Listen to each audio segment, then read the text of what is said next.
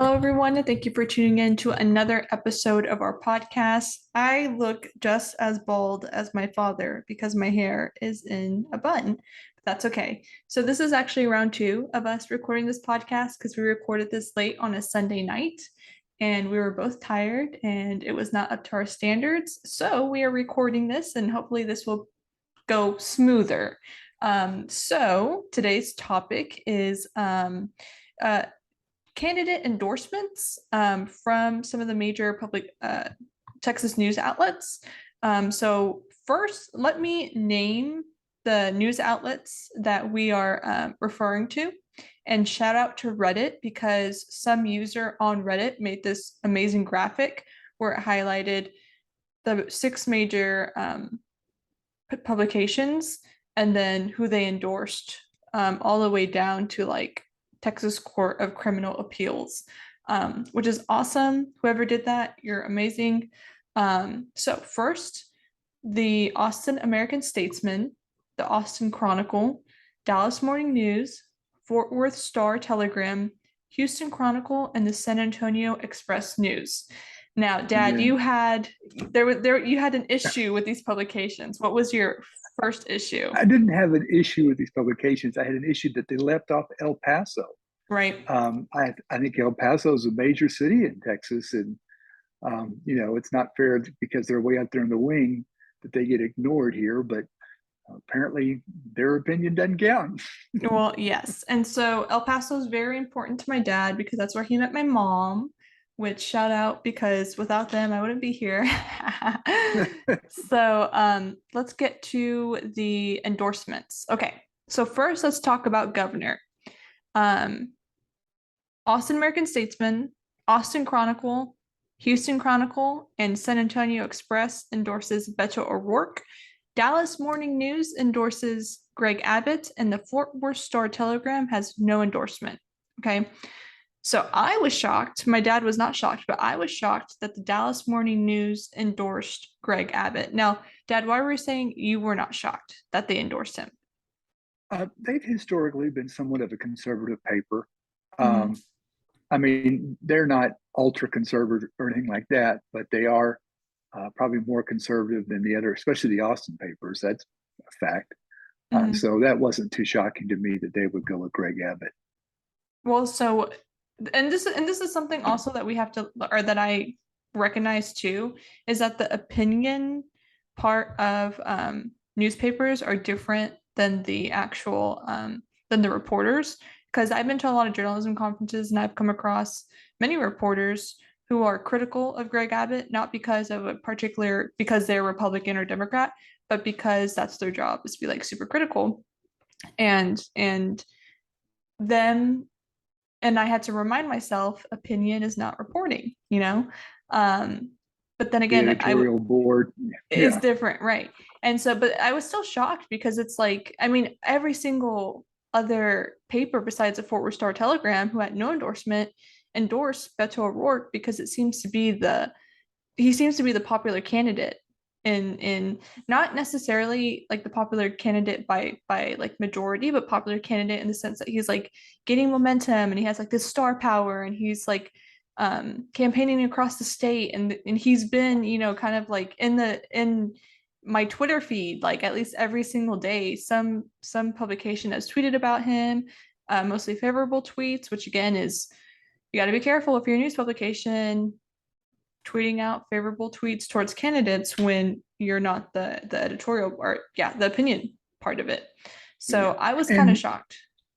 I think too, these are the largest cities: Dallas, Fort Worth, Houston, San Antonio, El Paso, Austin. But if you get in a little bit further out, Midland, Odessa, Lubbock, Amarillo, you probably find much more Greg Abbott endorsements That's on those true. Yeah. papers than the larger cities, which tend to be a little bit more liberal here in the state of Texas. And so I want to read a little snippet from the Dallas Morning News about why they endorsed Greg Abbott. Number one, this Texas, so they open up with this line: Texas is a strong and prosperous state. I don't know why that makes me laugh. I don't, I guess it's just the reporter in me because I'm just like, really? Like, can we not have a stronger opening line? Like maybe just like addressing the fact that this is probably a contentious debate. I don't know. Anyways, so this is the reason that the Dallas Morning News gave. For much of his tenure as governor, Greg Abbott has led Texas according to the pro-business, pro-independence traditions that trace to the origins of the state. So they're saying that much of the strength and prosperity from Texas flows from the electorate's persistent preference for limited government, low taxes, and light regulation that allows business to take root and entrepreneurship to bloom. Now, okay, that's a good point. Texas has been mostly Republican because of this ideology of like big business, less government, etc. Less Um, taxes. less taxes, and people will vote for that even if it has negative social issues that are against like what's mainstream, simply because And it's it's all, Texas is a business state. and also we're a border state, and for conservatives, the border issues is a huge driver of people participating, wanting to vote because they want That's a true. stronger border. And Greg Abbott has, and I got to be careful, but he's pulled a few stunts to act like he's for a stronger border. I don't know, if he's come up with real policy. He did send the National Guard down and invited National Guard down to help patrol the border, or the Texas National Guard, and the other states have sent their National Guard down. It's an interesting bit of showmanship. And he has bused migrants to various sanctuary cities, other places around the country, in a show of, political gamesmanship that, I believe we need a stronger border. We'll get out. We try to keep our beliefs out of here, but how we do that is not shouldn't be done through political gamesmanship.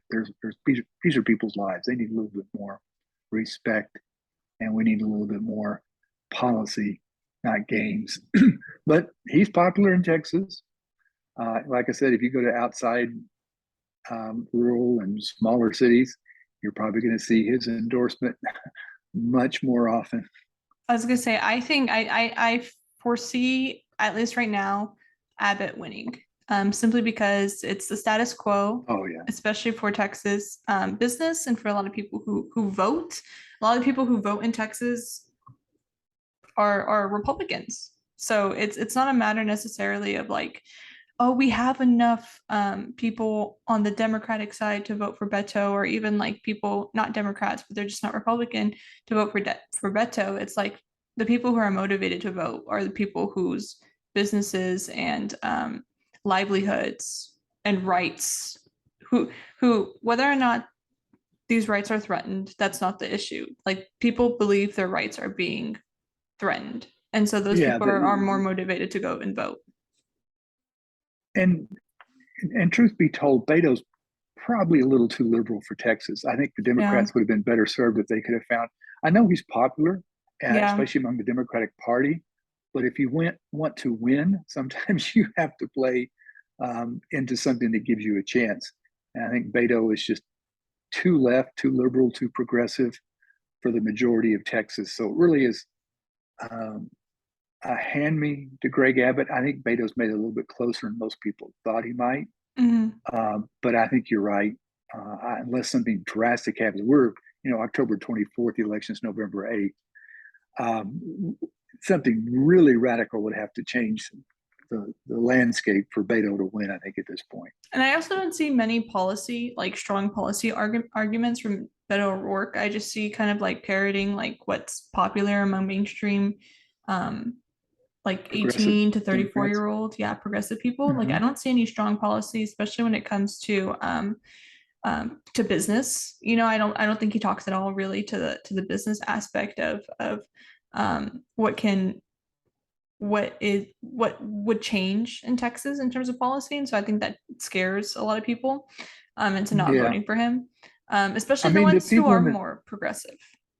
yeah the people in the cities, like Dallas is technically a Democrat city, even though Dallas Morning News endorsed Greg Abbott, but Dallas Morning News market's much bigger than Dallas County. But Dallas County is a little bit more leans more Democrat than it does Republican. But so, you know, he'll get some in Houston. He'll get some votes in Houston, Beto, that is Mr. O'Rourke. And he'll get some votes in Dallas, definitely in Austin. But, you know, if you look at a map and see how big Texas is, even though some of those rural counties don't have a lot of population, some do, and they will go heavy towards Greg Mhm. Abbott. So let's talk about the lieutenant governor. So every single publication endorses Mike Collier for lieutenant governor. Now, Dad, do you have?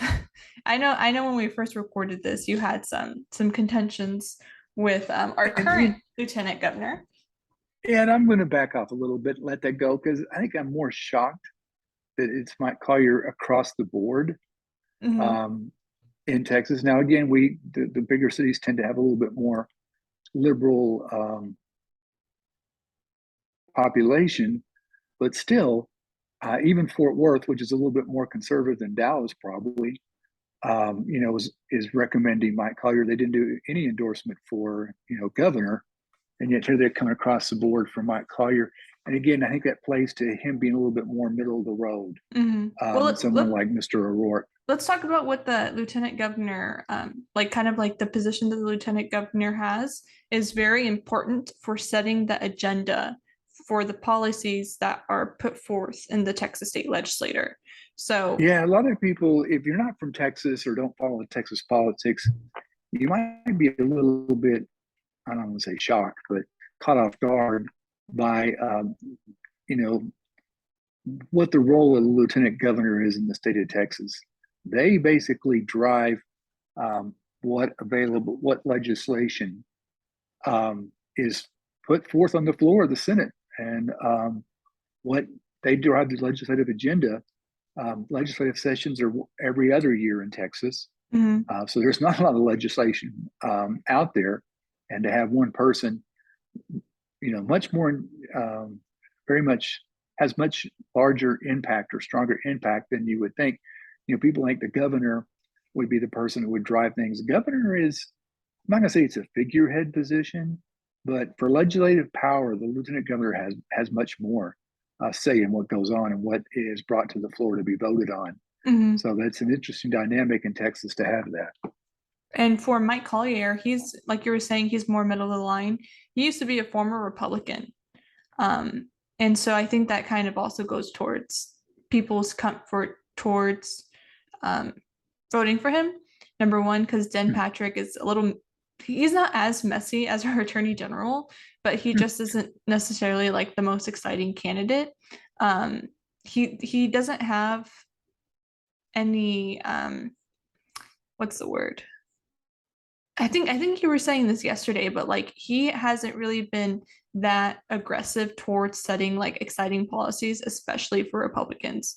It seems like he doesn't have any policy legacies really, and I think it's the way you said that is right. Policy legacies, and mhm. yet you know he's been in charge, and you know the Texas legislation of recent is very conservative. They do push the conservative policies. Like the Um, abortion ban, some of the gun issues, some of that. mhm, Yeah. some of that, but a lot of people, and I don't know if it's because his messaging isn't strong or if it's him, you know, himself, but he doesn't get a lot of credit for that. And yet, you know, we just talked about how powerful the position is and Hmm. being able to create a significant legislative agenda that you can, you know, put your hat on, so to speak, and hang your hat on and tout when you run for reelection.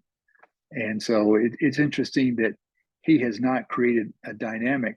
Now, I have not seen any polls. I don't know where this race stands in regards to polls. So this is going to be interesting. I don't know how close this one is.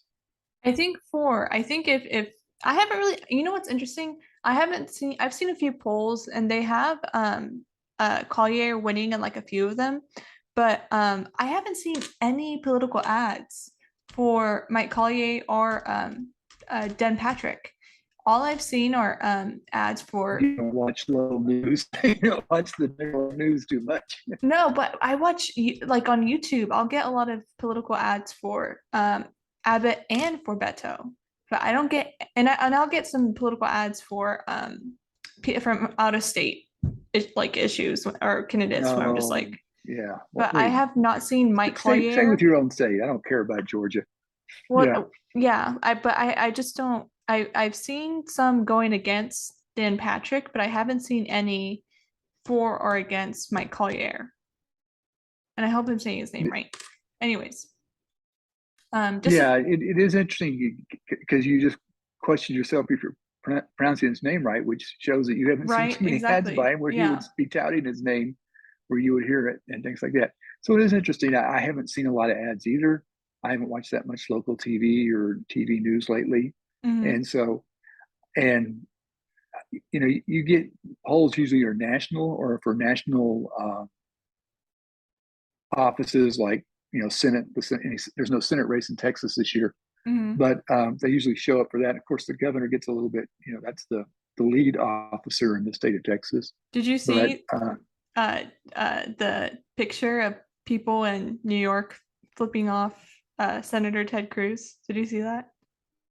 no, I Yeah. didn't. We're not gonna. He was at a baseball. I just want to say you just mentioned the Senate. He was at a baseball game Oh, and a and Yankee game. yeah, and everyone in New York was just like flipping him off, which I was, and people are like, "This is a New York welcome." I was like, "Well, yeah, I have been to New York, and I have also been the actually, I, I'm going to stay away because I have some strong commentary I could make in regards to that individual, but but we're that's not okay. talking We'll about move that on. individual. Yeah, this Different is for the time, current different place. candidates. So, anyways, Yeah, before we move on from Mike Collier, just a few kind of uh, history of Dan Patrick. So he tried implementing the bathroom bill of 2017, and he also tried conducting state forensic election audits, and he also tried requiring that all events receive public funding play the national anthem.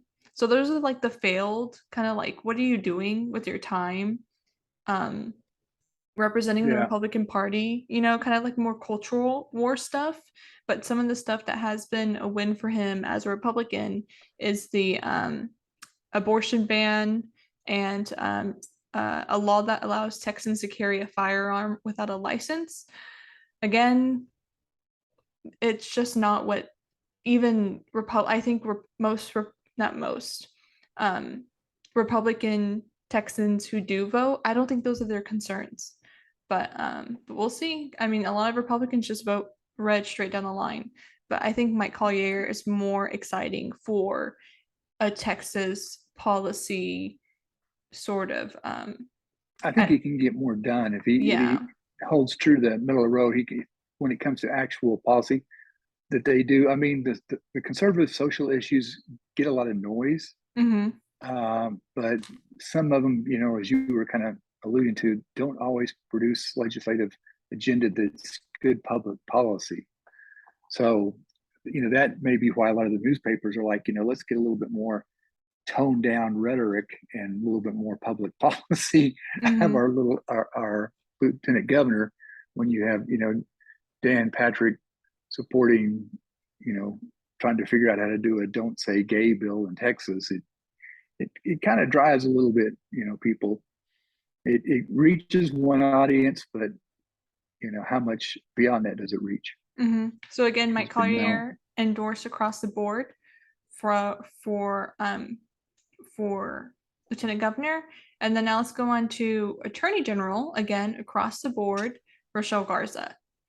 Now, our current attorney general is like under investigation for a number. Well, not for a number. It was like he there was some sort of. Let me actually before I say what he's under investigation for. I've got it right here. Okay, He's in a couple things. He's been under indictment for securities fraud for 7 years, there. and Okay. I'm not quite sure. I thought that would have moved along a lot further along. I mean, 7 years. I don't know if it's because they're struggling to find evidence, if they have a weak case, or if he's done a good job of delaying it in the courts. I haven't got into the nitty gritty of why it's taking so long for that, but that's one of his indictments. And that was around in his last election. That was a big deal, especially in Austin. They really jumped on it in the Austin area for that. And the other thing is he faces a whistleblower blower whistleblower lawsuit from some of his top deputies for abuse of office, which again, he's managed to get a little Teflon here, and things aren't sticking as much as you might think they would with these kind of accusations. These are pretty serious accusations, and they're not sticking as hard as as his opponents might want them to stick. Um, Again, I'm not a big fan of political gamesmanship. He did get involved with some of the election fraud in 2020, filed a lawsuit, tried to take it to the Supreme Court, and they just were like, you don't even have standing. What are you doing? To me, that's just wasting Texas taxpayers' money. I know some people believe that there's fraud, but let's put it in the right context and find it the correct way instead of just slap happy lawsuits to try to get yourself some attention. Mm-hmm. So it's pretty interesting in regards to what he's gone through and the fact that there's been no real like hard, and there's not been a court case yet, court case where there's an innocent or guilty verdict Mm-hmm. on some of these things. The lawsuit, these are people who quit. They were so enraged with what he was doing, the attorney general was doing, that they left office. They left their jobs. Mm-hmm. So there's something to it. When not just one or two, but a group of them leave office. You got to give that some credence into what's going on. But we haven't heard any actual verdict, so to speak, as to what is going on and how much of an issue this is. But obviously, it's enough for all the newspapers, major newspapers, To be like, to don't vote say, for this no, we're guy. tired Yeah. of you. Yeah, So, please well, get rid of that. let's. We're I tired of want this to guy. name the scandals that Paxton is currently involved in. Okay, so two Okay. federal civil fraud charges, stemming from a tech startup case, but both were tossed because the judge found that Paxton didn't break federal law. An investigation in 2016 into Paxton's role in Collin County land deal. Special Mhm. prosecutors took the case to a grand jury, which voted to take no action. Grand juries are a whole nother issue, but moving on. Allegations that he misused emergency leave for agency staffers. State lawmakers later cracked down on the practice, but he was not disciplined. A 2017 bribery probe into a $100,000 gift Paxton received from the CEO of a company his agency had investigated for Medicaid fraud. A local prosecutor found that Paxton did not break the law because he had a personal relationship with the donor. And then this one's kind of funny. Revelations that he pocketed another lawyer's $1,000 Mont Blanc pen from a security tray in the county courthouse. Paxton did return the pen, calling it a mistake, but I do remember like memes on Twitter of people being like, he stole this guy's pen, and it was just like this big, it just made the rounds and it was really funny. So yeah, and then in the fall of 2020, several of Paxton's top deputies told the FBI they believe he committed bribery. And all of this information is from the Dallas Morning News because I whatchamacallit, Clicked bought a on that story. subscription. Yeah. Well, I bought a subscription to the Dallas Morning News, and there's so many paywalls, and I live in the Dallas area, so I was like, I'll just do the Dallas Morning News. But then also, some of this information is also from local news stations too, like TV stations, because TV stations are free. They don't have paywalls. So Mhm. support At watch your least local right TV. now. At least right now, yeah, you're right. So those are just some of the issues that he's been involved in. And And then again, that goes to him being, what I call Teflon, nothing's sticking. So this is interesting mhm. that he's able to survive all these. You have this political, life you live, and you want to have these offices, and you want to do, your public service. And is he there for personal gain, public gain, or what? But no matter what, he's walking on a lot of edges here, but he's managed to tightrope his way through, walk on the tightrope all the way through so far. So you made a point about, are they here for personal gain or for public gain or whatever? Yeah, Every politician is in it for personal. Like that's the cynic, just the cynic in you. no. I mean that's just the truth. Like a lot of people who are in public office are there not entirely out of selflessness. There is some sort of personal gain in it for them, whether it be they want to have a legacy, but it's a psychological thing. I truly believe, this is my opinion, but I truly believe that every single person who seeks an elected office is in it for personal gain. Whether or not that's a Or good or they're bad a thing can narcissist. be, yeah. So yeah, so we're not gonna go through all the candidates because we don't have a lot of time, but we did go through the top three candidates. And Dad, who are you voting for? No, just joking. But it, like you said, early voting started earlier yesterday, I believe, either yesterday or today. And Today's the 24th. Yeah, I think today. today and actual vote like the official voting day is what, November 8th. Yep. So with that being said, there are some ways to educate yourself about who to vote for, who not to vote for. The endorsements are just a starting point. I always look at the endorsements to catch up on all the candidates and then like listen to the arguments. And then if I have like an issue with a candidate, like for example, if I wasn't 100% entirely sure who Rochelle Garza was, but for some reason everyone's endorsing her, then that's not like, if then that's not like an automatic like, oh, I should vote for her. It's a, okay, who is she and why are they endorsing her? It should just be a starting point, not necessarily a, oh good, like I can just vote, if that makes sense. And then, and these editorial boards, they do put their rationale out as to why they support these people. They just don't Yeah. throw a name out there. They will, you know, add some meat to this, to these candidates they endorse in regards to as to why. Um, Real quick, the comptroller is one that may be interesting. Um, Janet T. Dudding and Glenn Hager got split endorsements. So that's interesting. That's for the comptroller. Our favorite one, the railroad commissioner. Luke That role, Warford got endorsed across five the of board. six, and San Antonio did no endorsement. So that's interesting. And then it gets into the different um, Texas Supreme Court. So again, to the shout out to the person who did this. It's on Reddit. You can also look up the individual papers. So if you want to look up Lubbock, Midland, Odessa, El Paso, you certainly can, because they will put out their endorsements if they haven't already. Maybe that's why some of these papers are missing, because they haven't put them out yet. Interesting to note. It's good to have a little bit of a large snapshot of the state in this respect by having this little chart put out there by this person and your Reddit fan that you are. So that was nice of him to do it, or her. Her, we don't know. We don't know. All right, We don't everyone. know.